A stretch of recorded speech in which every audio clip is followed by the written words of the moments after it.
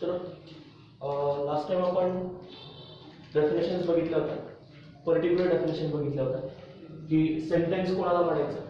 सेंटेन्सचे आपण 4 प्रकार बघितले होते. सेंटेन्सच्या डेफिनेशनमध्ये आपण एक महत्त्वाचा सेंटेन्सचा प्रकार होता तो म्हणजे ॲसर्टिव्ह सेंटेन्स किंवा डिक्लेरेटिव्ह सेंटेन्स. डिक्लेरेटिव्ह सेंटेन्स झाला की त्यानंतर आपण स्टेटमेंटच्या डेफिनेशनमध्ये आपल्याला त्या डिक्लेरेटिव्ह स्टेटमेंटची किंवा सेंटेन्सची आपल्याला एक पर्टिक्युलर व्हॅल्यू मिळायची, बरोबर ना.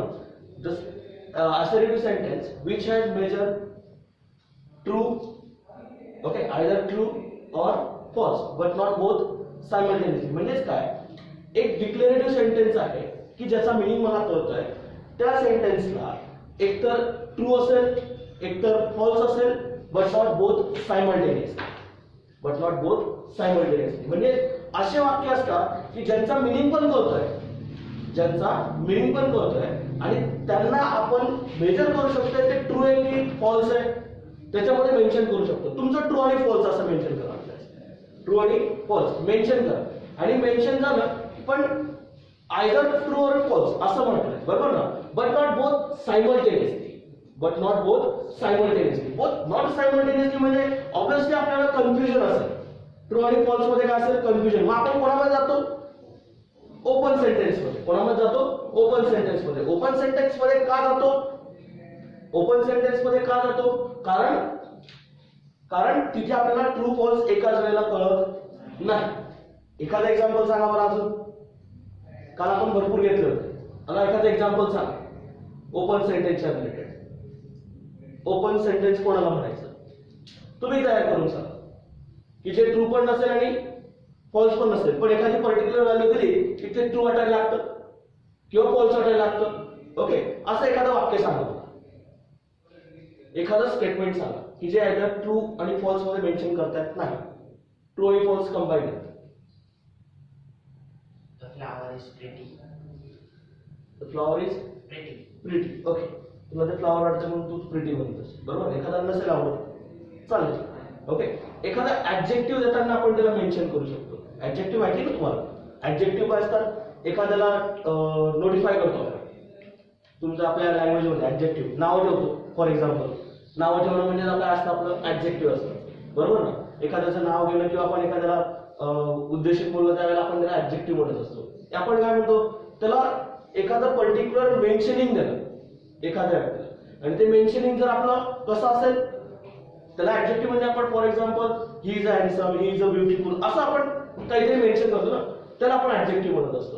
पण जनरली असं काही वाक्य आलं की आपल्याला ते ट्रू आणि फॉल्स मध्ये मेन्शन करता येत नाही म्हणून, बरोबर ना. पण चला, एखादं ओपन सेंटेन्स आहे. मॅथमॅटिकल लँग्वेज मध्ये आपण एक्स घेतलं होतं, बरोबर ना. x + 5 = 10 घेतलं होतं मॅथमॅटिक्स मध्ये. अजून एखादं सांगा, अजून एखादं वेगळं सांगा, तिथे ऍडजेक्टिव्ह सोडून वेगळं काहीतरी सांगा. 2x - 3y = 4. परत मॅथमॅटिकल तेच झालं. एक सांगा की समजून घ्यायचं. पण एकशे व्हॅल्यू काय मेन्शन आहे ते जर मेन्शन केलेलं नसेल, म्हणजे फॉर एक्झाम्पल एखादं एक एक्सप्रेशन आहे x + 5 = 10, बरोबर ना. किंवा तू आता सांगितलंस 2x + 3y = 40. ठीक आहे, y x आणि y ची व्हॅल्यू तुला माहिती नाही, असंही चालतं. ओके, अजून ओपन सेंटेन्स हे एक्सप्रेशन म्हणजे लक्षात घ्या, आपल्याकडे सेंटेन्सचे 4 प्रकार असतात, बरोबर ना. त्या 4ही प्रकारांमध्ये 3 प्रकार तर नाहीये. हे इंटरोगेटिव्ह दिसतंय का, इंपरेटिव्ह आहे का, एक्सक्लेमेटरी आहे का, नाही, बरोबर ना. मग उरलेलं कोणाला आपल्या ऍसर्टिव्ह कडे. पण ऍसर्टिव्ह कडे आल्यानंतर आपल्याला याला मेन्शनच करता येते ना, ट्रू आहे की फॉल्स आहे. आपल्याला मेन्शन करता येते का हे ट्रू आहे का फॉल्स आहे, नाही मेन्शन करता येत, बरोबर ना.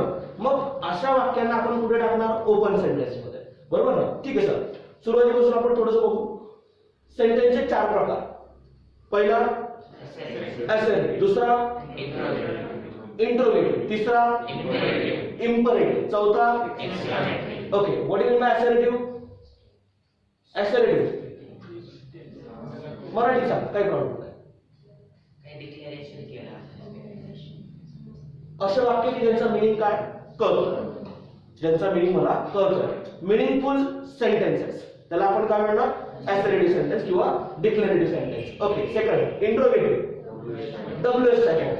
इंट्रोगेटिव्ह म्हणजे काय WH टाईप म्हणजे क्वेश्चन विचारण्याचे जेवढे पण असतील तेवढे कोणामध्ये असतील किंवा एंड हा वाक्याचा क्वेश्चन मार्क होत असेल.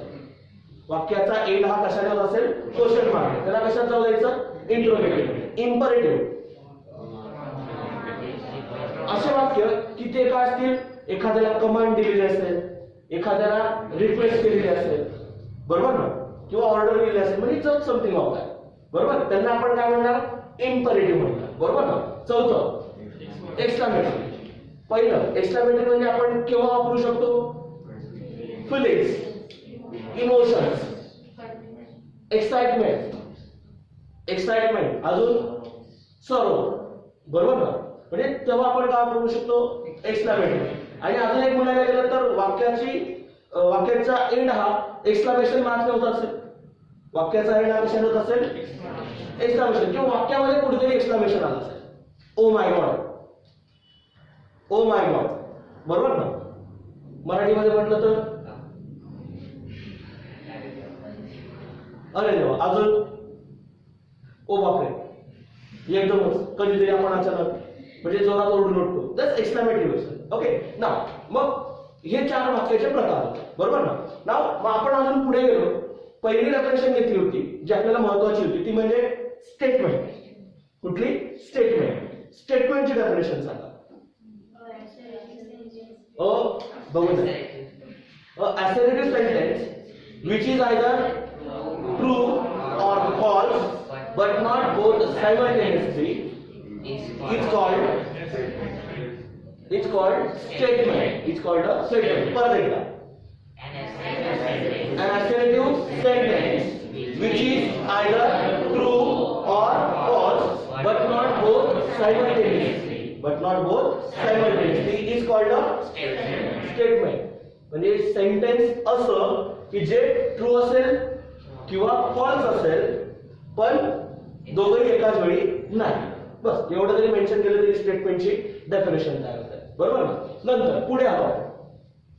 पुढे काय घेतलं होतं आपण स्टेटमेंटची ट्रूथ व्हॅल्यू. जर दिलेलं स्टेटमेंट ऍसर्टिव्ह झालं ऍसर्टिव्ह कोणावर आलो स्टेटमेंट झालं आणि स्टेटमेंट मध्ये आपण असं म्हटलं की ते स्टेटमेंट ट्रू असेल किंवा फॉल्स असेल बरोबर ना. ते काय असेल एकतर ट्रू असेल किंवा फॉल्स असेल. जर दिलेलं वाक्य ट्रू असेल तर त्याची ट्रूथ व्हॅल्यू काय कॅपिटल टी. त्याला आपण कशाने डिनोट करतो कॅपिटल टी ने डिनोट करतो त्याची ट्रूथ व्हॅल्यू त्या स्टेटमेंटची ट्रूथ व्हॅल्यू. आणि जर फॉल्स असेल तर कॅपिटल त्याला डिनोट केलं जातं. हे त्याच्या ट्रूथ व्हॅल्यू. ट्रू असेल तर टी फॉल्स असेल तर एफ. ट्रू असेल तर टी फॉल्स असेल तर एफ. कळतंय काय म्हणजे ह्या त्याच्या ट्रूथ व्हॅल्यू झाल्या. आपण जनरली स्टेटमेंट्सला डिनोट करताना कसं डिनोट करतो small letters p q r s t अशा वाक्य. आपण जास्त करून 4च्या पुढे जातच नाही.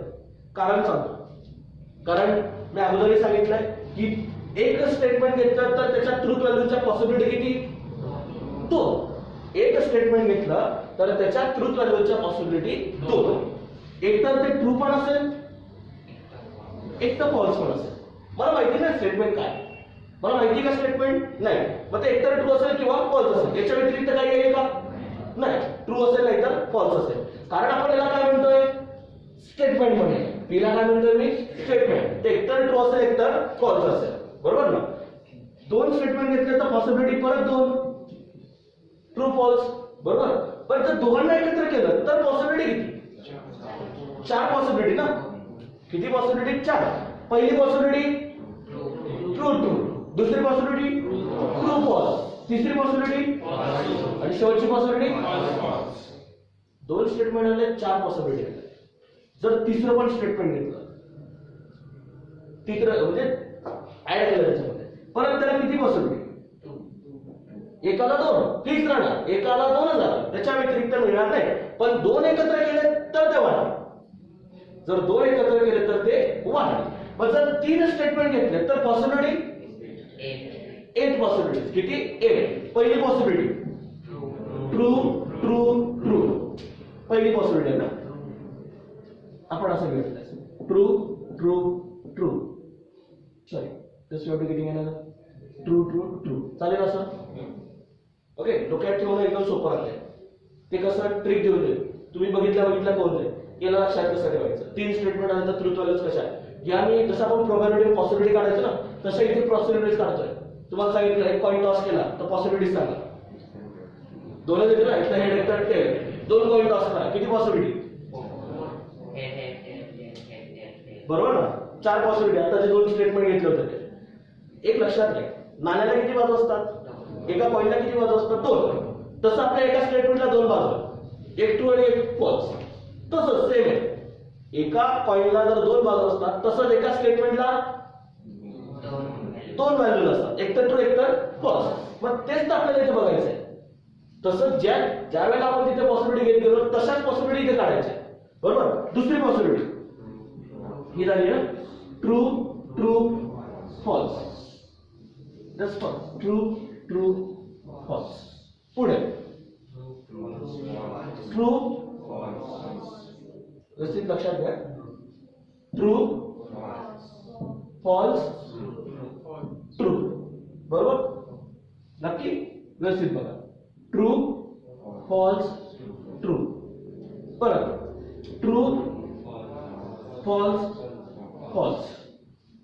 ओके, नंतर true sorry false true true, नंतर false true false. Okay, false false true, false false false. या 8 पॉसिबिलिटीज आहेत, याच्या इथे पी स्टेटमेंट आहे, इथे क्यू स्टेटमेंट आहे, इथे आर स्टेटमेंट आहे. 3 पॉसिबिलिटीज आहेत. याच्यानंतर मी अजून कंपाऊंडवर गेलेलो नाही, अजून कंपाऊंडकडे आपल्याला जायचं बाकी. हे फक्त मी पॉसिबिलिटीज लागतात. एक स्टेटमेंट घेतलं 2 ट्रूथ व्हॅल्यूज, 2 स्टेटमेंट घेतले 4, 3 घेतले 8, 4 स्टेटमेंट घेतले तर 16, किती 16. म्हणून 16 च्या पुढे जाता येणार 32 व्हॅल्यू थोडी आपल्याला पेपरमध्ये थोडी विचारली 32 व्हॅल्यू काढा असं हे विचारलं. आपल्याला जास्तीत जास्त 4 परत 16 विचारू शकतात, जास्तीत जास्त. त्याच्या व्यतिरिक्त पुढे जाणार नाही, कारण त्याच्या व्हॅल्यूज खूप पुढे जातात ना, त्याच्यामध्ये जास्त घेत नाही. आपल्याला जास्तीत जास्त 4 स्टेटमेंट बनतात, 3 मॅक्सिमम. म्हणजे आपण म्हणायला गेलं तर 4 एखादं एक्झाम्पल पडलं तर पडलं, नाही तर 4 पर्यंत जात पडलं. 3 जास्तीत जास्त, 2 आणि 3 जास्त वेळ येतात. लक्षात ना. मग जर थोडंसं लक्षात ठेवायचं तर कसं लक्षात ठेवणार, पीचं स्टेटमेंट बघा, त्याच्यातल्या ट्रूथ व्हॅल्यूज बघा कशा आहेत, 4 ट्रू 4 फॉल्स. ओके, क्यू वर आहे 2 true 2 false, 2 true 2 false, 2 true 2 false. आणि क्यूचं स्टेटमेंट बघा, आरचं statement true false true false true false true false. लक्षात ठेवायला अवघड आहे का. जर 3 स्टेटमेंट आले तर 8 पॉसिबिलिटी लिहिणं सोपं आहे. पी मध्ये 4 ट्रू घ्या 4 फॉल्स घ्या, ही सिक्वेन्स बदलत नाही बरं का. नाही तर मग इथे फॉल्स घेऊन मग नंतर ट्रू घेऊ, असा सिक्वेन्स बदलत नाही, ही सिक्वेन्स फिक्स राहणार. ओके, 4 ट्रू 4 फॉल्स, क्यू मध्ये 2 ट्रू 2 फॉल्स 2 ट्रू 2 फॉल्स, बरोबर. आणि आर मध्ये true false true false true false true false. हे त्याच्या पॉसिबिलिटी आहे. कळतंय हे, लक्षात येते ना. ट्रूथ व्हॅल्यूज फक्त मी डिफाईन करतोय. आपल्याला अजून याच्याशी रिलेटेड भरपूर रिलेशन तयार करायचे. सांगेल याच्यामध्ये रिलेशन्स कसे तयार होतात, आपल्याला रिलेशन्स पण तयार करता आले. हे मी फक्त तुम्हाला कॉलम सांगितले, सॉरी रोज सांगितले, किती रोज तयार होतात. किती रोज तयार झाले त्याच्यामध्ये, एक पी स्टेटमेंट घेतलं 2 रोज तयार झाले, एक ट्रूचा आणि एक फॉल्सचा. 2 स्टेटमेंट घेतले किती रोज तयार झाले, 4 बरोबर ना. 3 स्टेटमेंट घेतले किती रोज तयार झाले, रो म्हणजे आपल्या हॉरिझॉन्टल बरं का, हे जे हॉरिझॉन्टल आहे ते रोज किती तयार झाले, 8 रोज तयार झाले, बरोबर ना. मग लक्षात असू जे रोज आहेत आणि कॉलम आहेत, आपल्याला ज्या वेळेला ट्रूथ टेबल मी ड्रॉ करेल त्यावेळेला आपल्याला ते लागणार. किती कॉलम येतात किती रो येतात आपले डायरेक्ट कळून जातात, किती कॉलम येतात किती रोज येतात. कारण ट्रूथ टेबल काढणं हा एक महत्वाचा भाग आहे याच्यामधला. ट्रूथ टेबल ड्रॉ करणं हा एक महत्वाचा भाग असतो. लक्षात ना. आता पुढे स्टेटमेंटची डेफिनेशन बघितली, ट्रूथ व्हॅल्यूज बघितल्या, बरोबर. मग आता पुढे काय घेतलं आपण,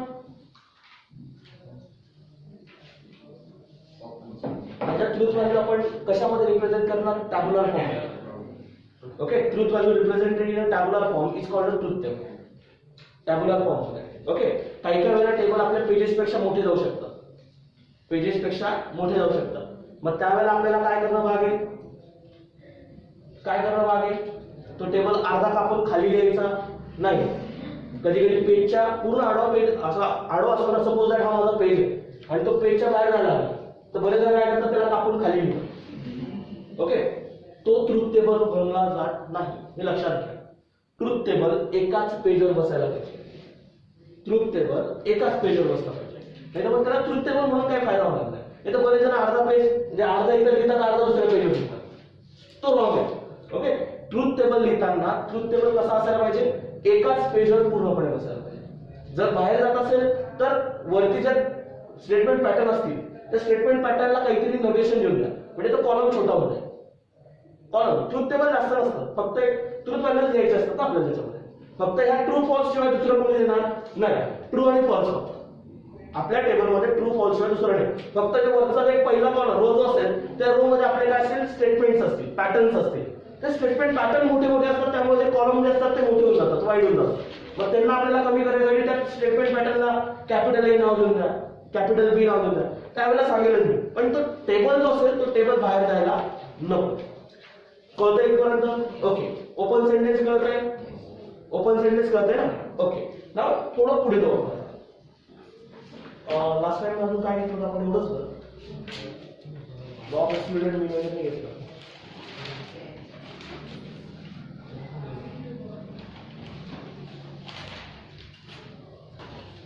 पुढे काय केलं?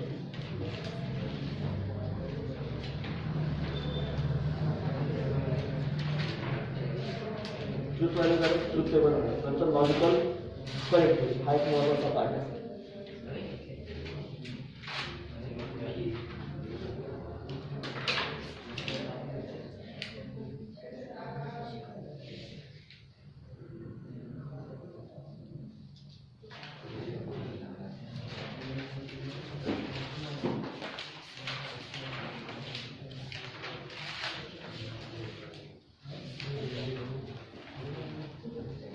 आपण ते एक्झाम्पल सॉल्व्ह करू.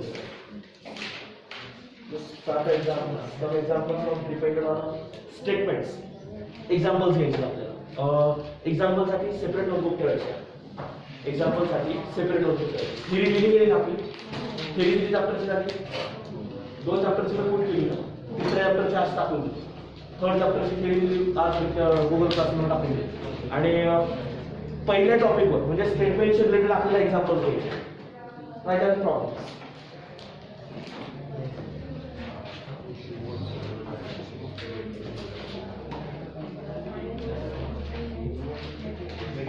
Question first. नोटबुक सेपरेट ठेवा. प्रॉब्लेमचे सेपरेट असायला सांग, योग्य असेल. State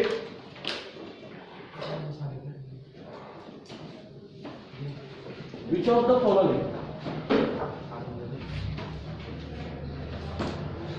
state which of the following sentences are a statement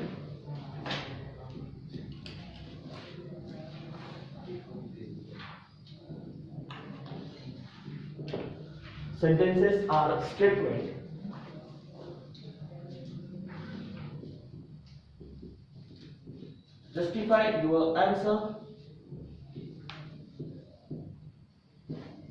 Justify your answer in case statement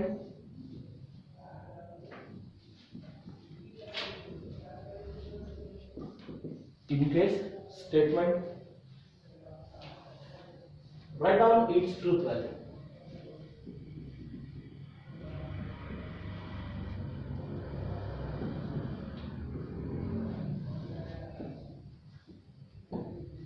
Write down its truth value.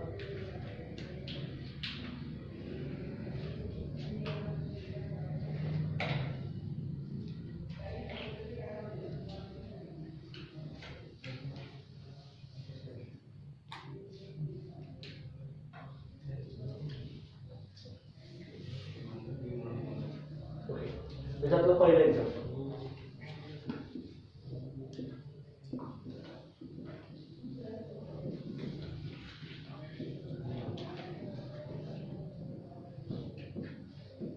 Thirteen is a prime number.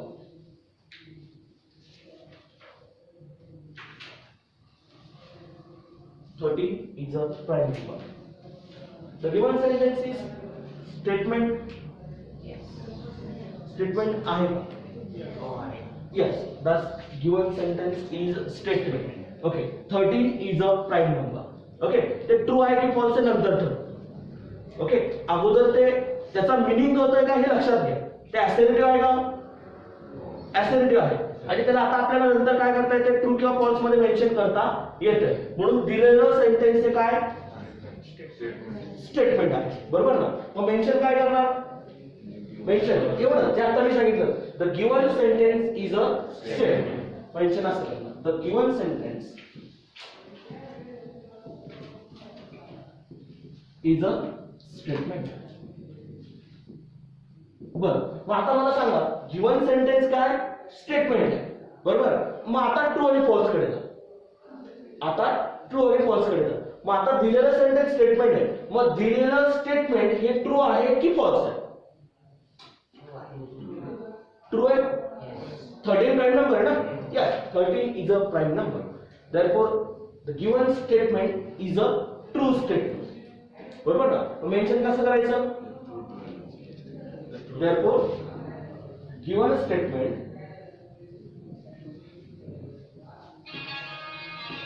is a true statement. Is true statement. Given statement is a true statement. Okay, मग आता त्याची truth value अगोदर लक्षात घ्या, नंतर घ्या. Okay, मग दिलेली ट्रूथ व्हॅल्यू सांग. ट्रू आहे ना, बरोबर ना. हे ट्रू आहे. मग obviously therefore is truth value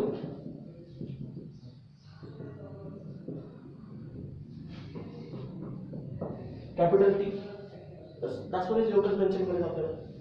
सेंटेन्सला statement मध्ये आहे की नाही ओळखायचं. असेल तर ते ट्रू आहे की नाही ते ओळखायचं, आणि असेल तर त्याची ट्रूथ व्हॅल्यू काढायची. असेल तर त्याची ट्रूथ व्हॅल्यू. बस एवढं आपल्याला आता मेन्शन करायचं. ओके, 2 नंबर सेंटेन्स हे लिहून घ्या पटकन.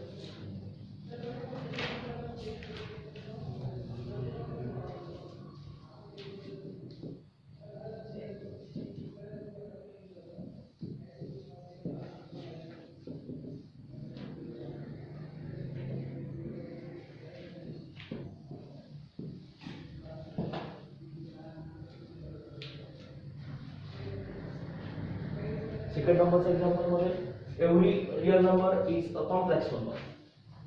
Every real number is a complex number. बर, हे स्टेटमेंट आहे का? Yes. स्टेटमेंट आहे. मिनिंग कळतोय. ओके, मग काय मेन्शन करायचं आपलं? The given sentence is a statement. Okay, मग दिलेलं स्टेटमेंट ट्रू आहे की फॉल्स आहे?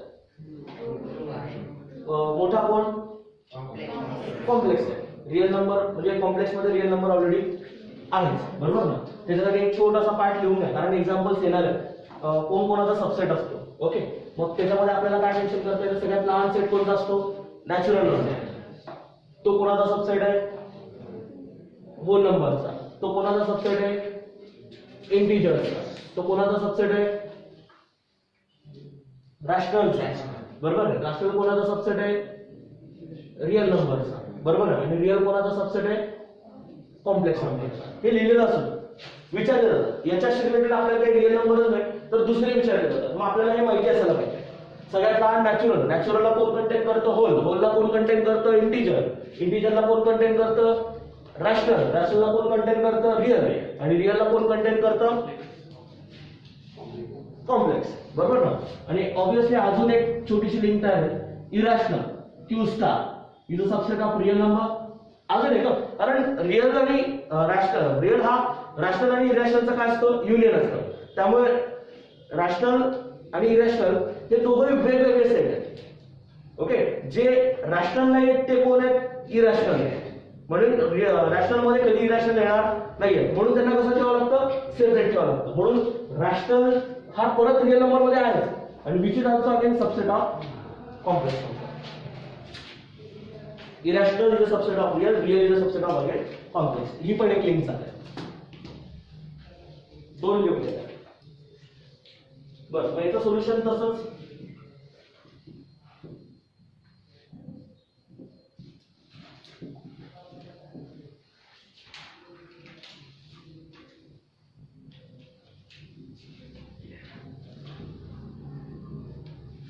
Therefore, given statement is a true statement.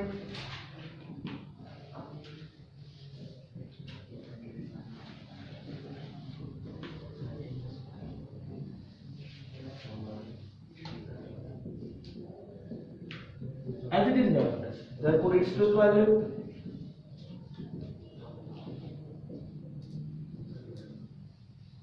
is true. Its truth value.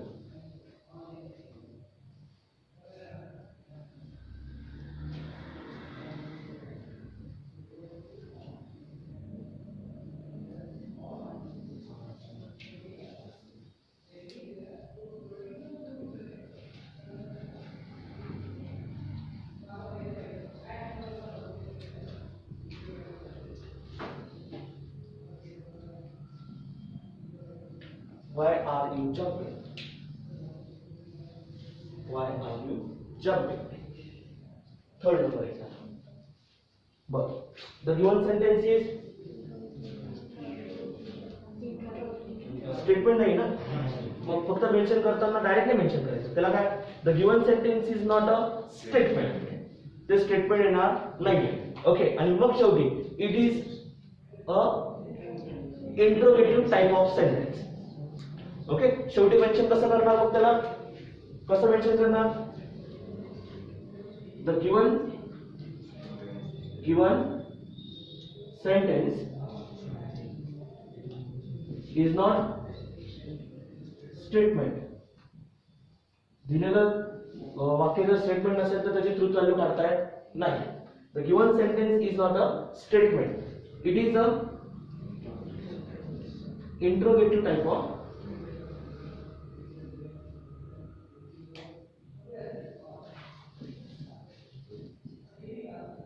sentence. Interrogative type of sentence. Mention असं करायचं. ओके, मेन्शन करताना व्यवस्थित बघा.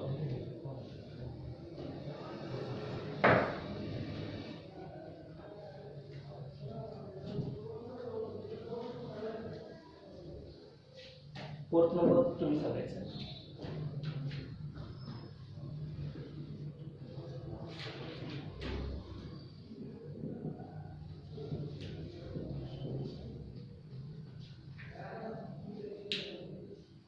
May God bless you.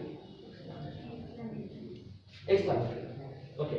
मग लिहिताना कसं लिहिणार, solution, the given sentence is not a statement, it is a exclamatory type of sentence. Exclamatory type of sentence mention करताना.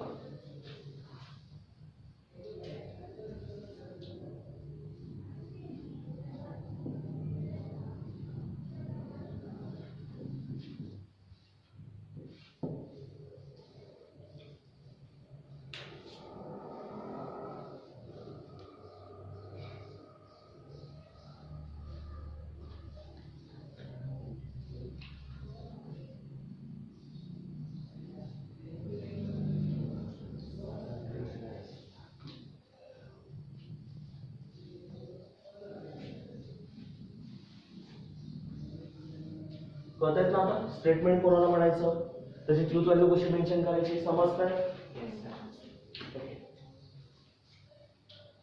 मेन्शन करत असताना आपल्याला कसं मेन्शन करावं हे लक्षात आलं पाहिजे.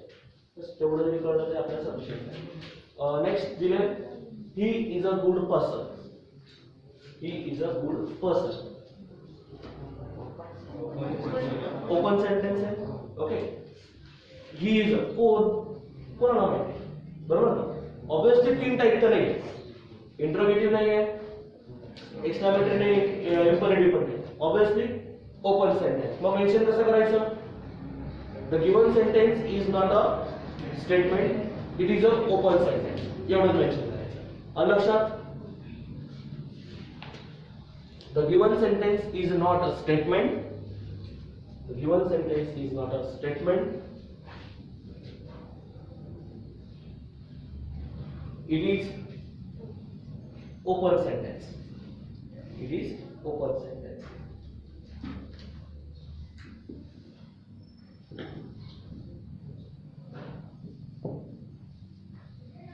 Close the door.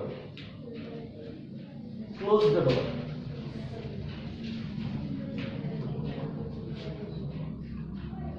कोणत्या पार्ट मध्ये? इम्परेटिव्ह. कोणत्या पार्ट मध्ये? Imperative. Imperative. Okay. It is not a statement. किंवा given sentence is not a statement, it is a imperative sentence. Imperative म्हणजे आपण काय दिली? कमांड दिली, ऑर्डर दिली, म्हणून ते काय असणार आहे? काय असणार आहे? इम्परेटिव्ह मध्ये असणार आहे. नंतर आपल्याला एवढंच ओळखायचं, एवढंच लिहित जायचं. याच्याशी रिलेटेड आपल्याला भरपूर एक्झाम्पल्स वापरायचे.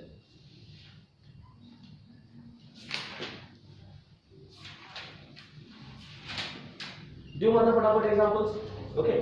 ते एक्झाम्पल्सला 2-3 लाईन सोडून द्या आणि घरी जाऊन त्यांना फक्त सोल्युशन्स पण द्या. ओके. मी आता एक्झाम्पल्स लिहून देतो. ते एक्झाम्पल्स प्रत्येकाचे सॉल्व असायला पाहिजे. ओके. फक्त मला इथे आन्सर सांगून द्या, दुसरं काही.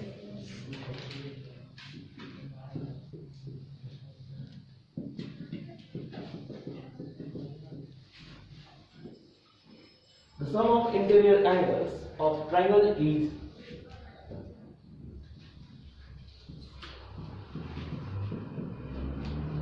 180.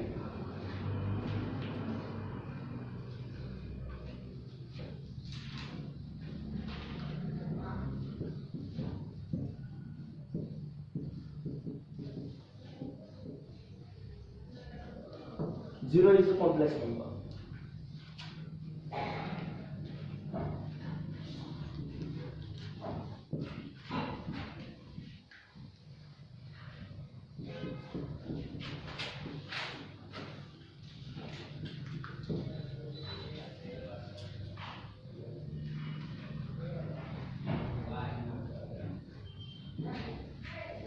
Under of -9 is a rational number.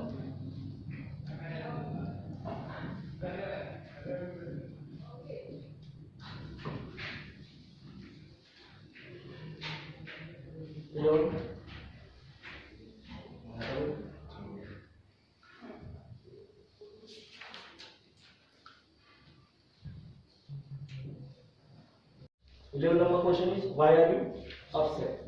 Nanta. 12. All real numbers are rational numbers.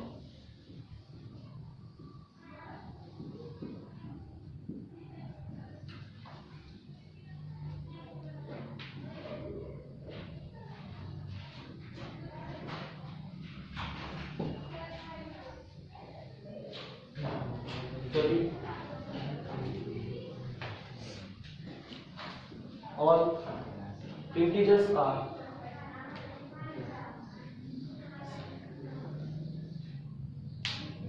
natural number.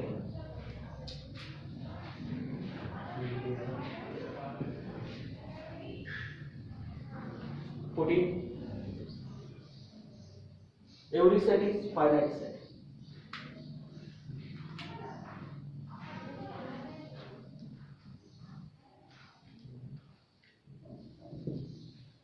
Every set is a finite set. 15.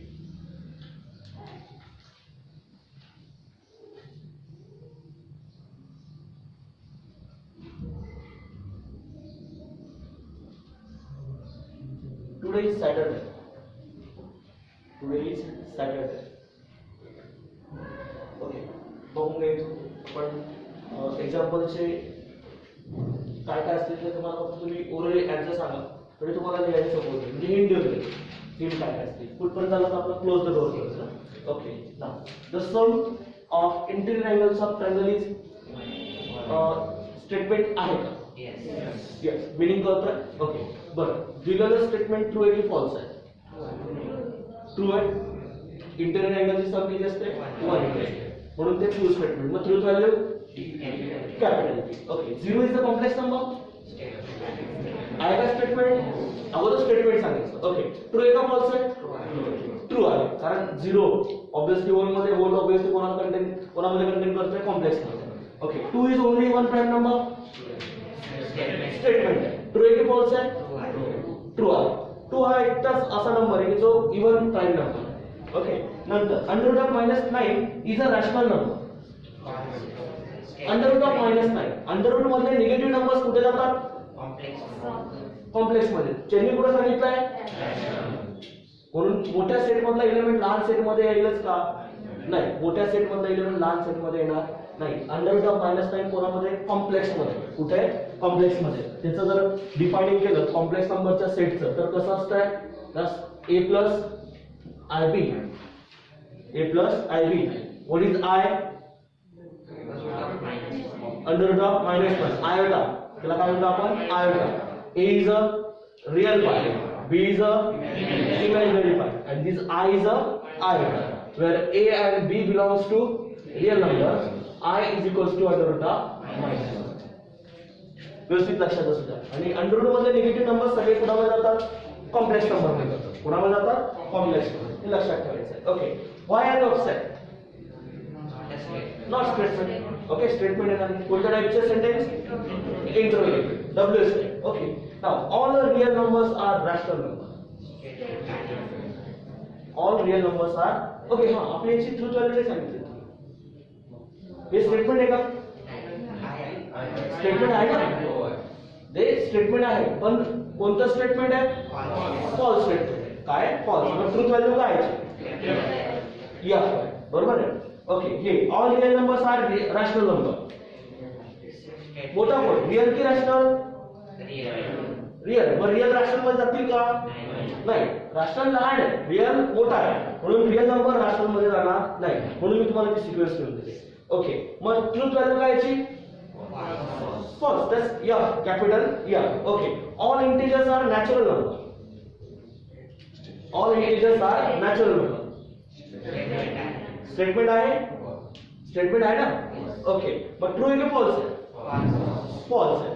काय? फॉल्स आहे. Every set is a finite set. Statement आहे का? यस. पण true आहे की false आहे? False आहे. प्रत्येक सेट काय फायनाइट सेटच असतो का? नाही. काही सेट असे पण असतात की जे इनफायनाइट असतात. बरोबर ना? म्हणजे फॉल्स स्टेटमेंट आहे. Today is Saturday. Today is Saturday. आज जर शनिवार आहे असतं तर ट्रू आलं असतं.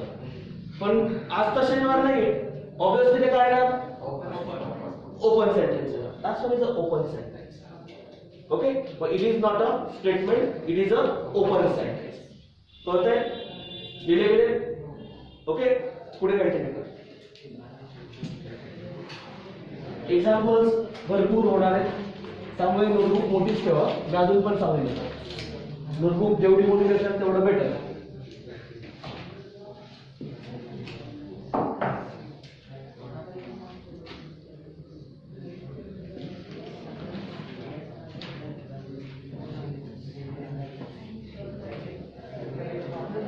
sin 2 theta equal to 2 sin theta into cos theta, where theta belongs to real.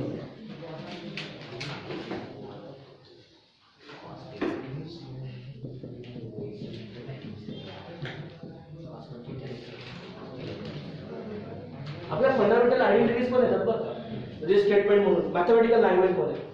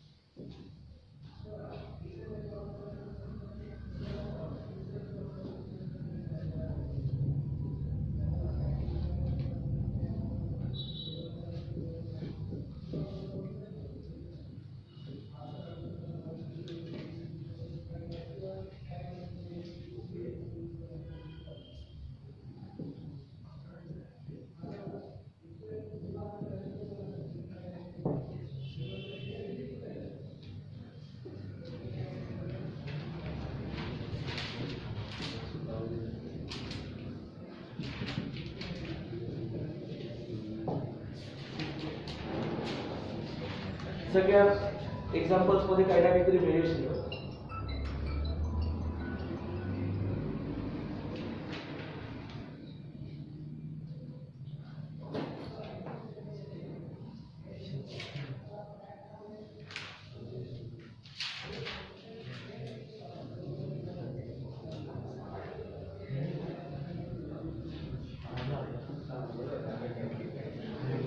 Square of an odd number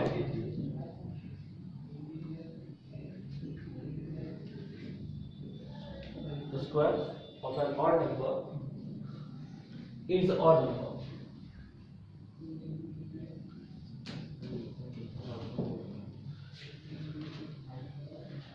Square of an odd number is odd number. Square of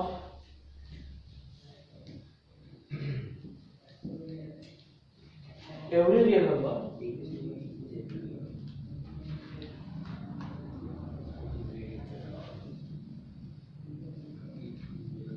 is positive. Square of every real number is positive.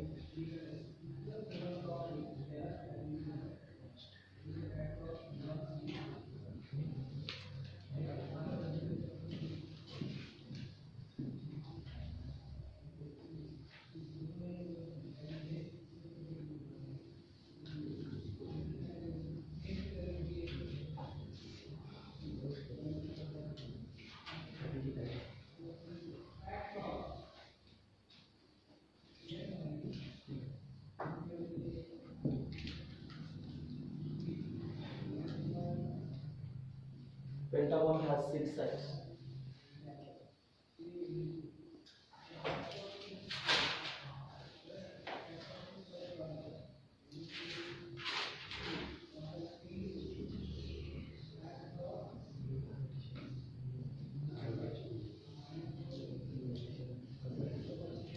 ठीक आहे, इथपर्यंत sufficient. अजून द्यायचं example भरपूर राहणार. Example भरपूर आहे. Okay, आणि मला हे उद्याच्या उद्या सॉल्व्ह पण पाहिजे. जास्त लेंदी नाही, छोटे छोटे एक्झाम्पल्स तुम्हाला हिंट देऊन देतो ना, फक्त लिहायचे. चला मग 16 नंबरचं बघूया. sin 2 θ equal to 2 sin θ into cos θ. Statement आहे. येस, कारण इथे θ मेन्शन केलं. ओके, मेन्शनिंग म्हणजे त्याचं काहीतरी पर्टिक्युलर व्हॅल्यू असते. आणि हे एक आयडेंटिटी रिले आपण फॉर्म्युला प्रूव्ह केला आहे. ओके, ट्रू आहे की फॉल्स आहे? ट्रू आहे का फॉल्स आहे? डबल अँगल फॉर्म्युला ट्रू आहे ना, दॅट्स इज अ ट्रू. लक्षात ठेवा. नंतर sec square θ equals to 1 plus tan square θ. Statement आहे. ट्रू आहे का फॉल्स आहे? ट्रू. 3 fundamental identities. तिघांपैकी कोणती विचारू शकतात ना? पहिली sin square θ plus cos square θ equals to 1. दुसरी sec square θ 1 plus tan square θ equal to sec square θ. तिसरी 1 plus cos square θ equals to cosec square θ. तिसरी पण येऊ शकते. ओके, नाव म्हणजे हे काय ट्रू आहे. ट्रूथ व्हॅल्यू काय येणार? टी आहे. बरं, पूर्ण व्यवस्थित वाचा आणि मग सांगा. डायरेक्ट सांगायचं नाही, पूर्ण व्यवस्थित वाचा आणि मग सांगायचं. x plus 0 equal to x. x plus 0 equal to x for all x belongs to. हे जरी साधं वाक्य एवढं एवढं दिसत असलं तर सगळ्यात जास्त हाच महत्वाचा. ओके, नाव ही एक मॅट्रिसेस मध्ये आपण एक आयडेंटिटी म्हणून प्रॉपर्टी वापरतो. बरोबर ना? मी अजून पण सांगितलं होतं, कोणत्याही नंबर मध्ये तुम्ही 0 ऍड केला की तोच नंबर मला परत मिळतो. बरोबर ना? म्हणून 0 ला काय म्हणतात? ऍडिटिव्ह आयडेंटिटी म्हणतात. 0 ला काय म्हणतात? Additive identity. ही आयडेंटिटी प्रॉपर्टी ही ट्रिव्हियली म्हणजे आपण म्हणतो ना ट्रिव्हियली ट्रू आहे, ही कधी बदलत नाही. That's one is a true property. आलं लक्षात? x plus 0. x कोण आहे? रिअल नंबर आहे. रिअल नंबर मध्ये 0 ऍड केला की मला परत तोच रिअल नंबर. कोणताही रिअल नंबर कोणताही नाही, त्याच्यामध्ये झिरो ऍड केला की परत मला रिअल नंबर मिळतो. म्हणजे बऱ्याच जणांना असं वाटत असेल की ओपन सेंटेन्स मध्ये, पण हे ओपन सेंटेन्स मध्ये नाही, कारण इथे एक्स ची व्हॅल्यू मेन्शन केलेली आहे. अलग लक्षात, आणि प्रॉपर्टी सुद्धा मेन्शन केली आहे, त्यामुळे हे स्टेटमेंट येईल आणि ट्रू स्टेटमेंट येईल. Okay, next. Indians are intelligent. आपण इंडियन आहेत आपल्याला वाटतं, ओके, पण बाहेरच्या देशातल्या लोकांना वाटत असेल का असं? प्रत्येकाला सारखा व्ह्यू असेल का? नाही, प्रत्येकाचा व्ह्यू सारखा नाही. मग काय ना open sentence. Okay, do not discuss. Not statement, imperative statement. Okay, next. It is a red in color. It is cold. गाडी, फूल, कोण नेमकं कोण माहिती का? नाही, बरोबर ना? मग obviously open sentence. Square of an odd numbers is all. Statement आहे पहिली गोष्ट. मिनिंग कळतोय.